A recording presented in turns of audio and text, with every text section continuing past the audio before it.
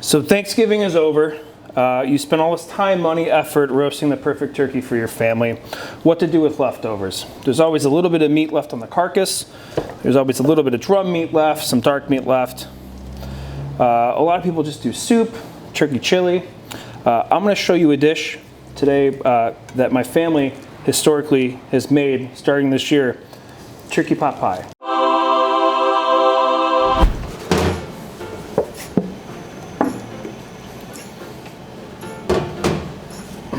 So we're going to start this pot pie just by heating a little bit of our veg.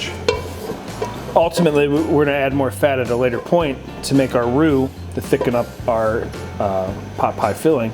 But right now we just need a little bit of olive oil to sweat our vegetables. We never want to add vegetables to a cold pan, so we're going to wait for this to heat. I think we're good to go.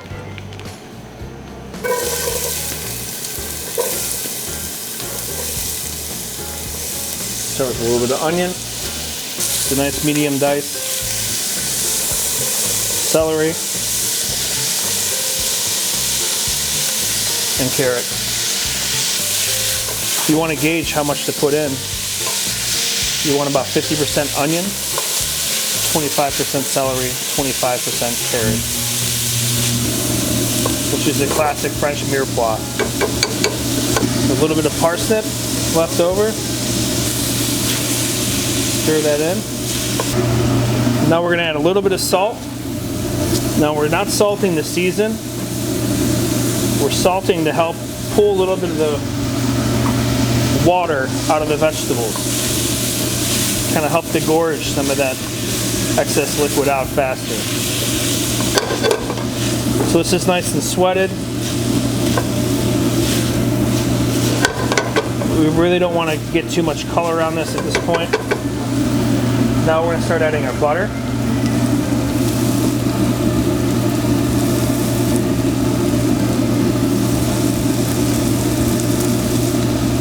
How much to add? You just want to add enough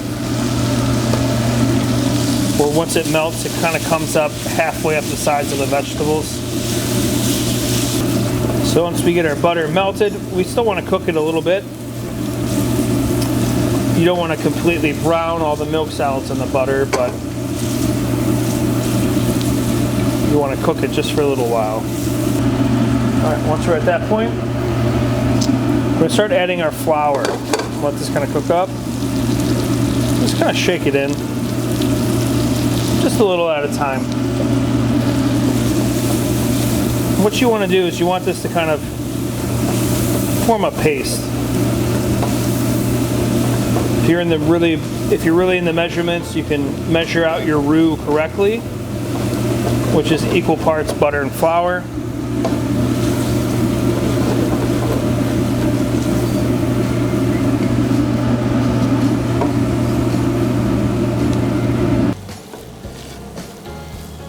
It's looking good there, nice and thick.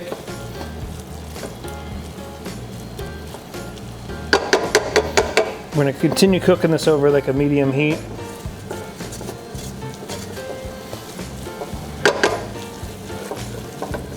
Just for another minute or two.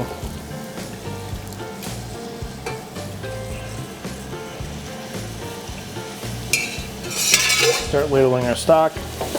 Nice roasted turkey stock. So after we picked our carcass clean of all the residual meat, leftover meat, we covered it in a little bit of water, rest of the bones, rest of the turkey carcass, made a little bit of stock out of it. So your roux will thicken, or what we call activate, once it starts to boil. So when you add your stock, stir it in, let it come back up to a simmer. Let it simmer for, about a minute. And we'll see where we're at. Once it thickens, this is starting to look pretty good to me. We're going to simmer this for a while. Now we need to cook it for a little while because we need to cook out the flour. So we did put quite a bit of flour in there. If you were to serve it now, you would kind of taste that. Put a little bit of thyme in. little bit of ground pepper.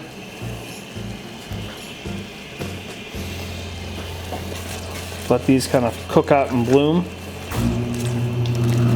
Still a little too thick for me, so I'm gonna keep adding a couple more ladles of our roasted turkey stock. It's looking pretty good to me. We're gonna let that simmer for another minute, cook out that flour, and then we're gonna start adding our cooked ingredients. So number one, we have our turkey. It's already been cooked.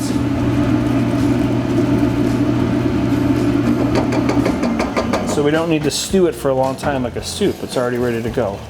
So we'll fold that in.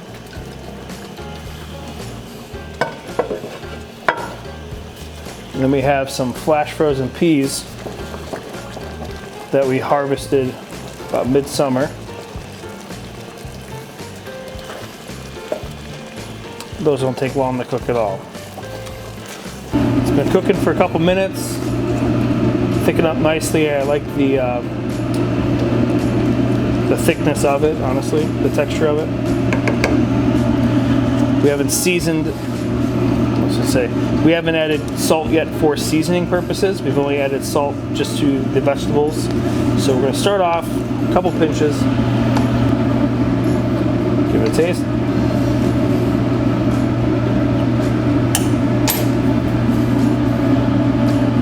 We're just about there. Not much more. Now salt's right. With all that heavy flour, all that butter, it does weigh kind of heavy on the palate. So what I like to do is just a little bit of apple cider vinegar, not much. Literally that much. A little acid helps kind of lighten everything up. Taste it again. I think we're perfect. So consistency is great, flavor is spot on. What we're going to do now is we're going to take this off the range, let it cool down to room temperature, and start to build our pot pie. If you build your pot pie with a very hot filling, all that steam is going to try to escape, and it's going to sog out the rest of your pastry dough. All right, fillings at room temp. Start to fill up our container. You want to fill it up about 3/4 of the way, because your dough, once you get in there, is going to sag a little bit. So we are going to take our pastry dough, fold it over top.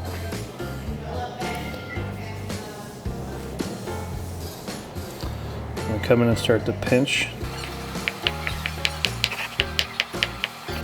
So as I'm pinching, I'm just pressing my thumbs in and pushing them together. Down and together. Down and together. What I like to do is I like to just score. Not all the way through.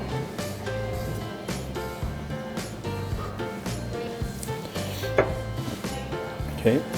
Then we're going to take our egg wash, which this is a little different than most egg wash. This is just egg yolks, a little bit of water.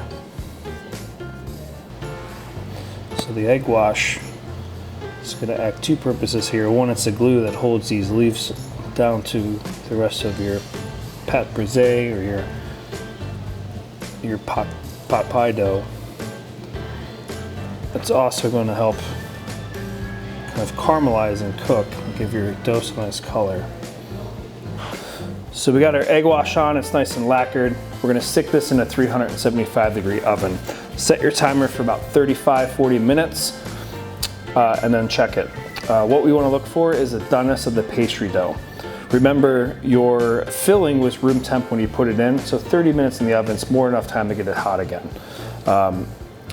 You'll notice as it's cooking, it's going to brown from the edge of the bowl in towards the middle, meaning the middle is going to be the last to cook.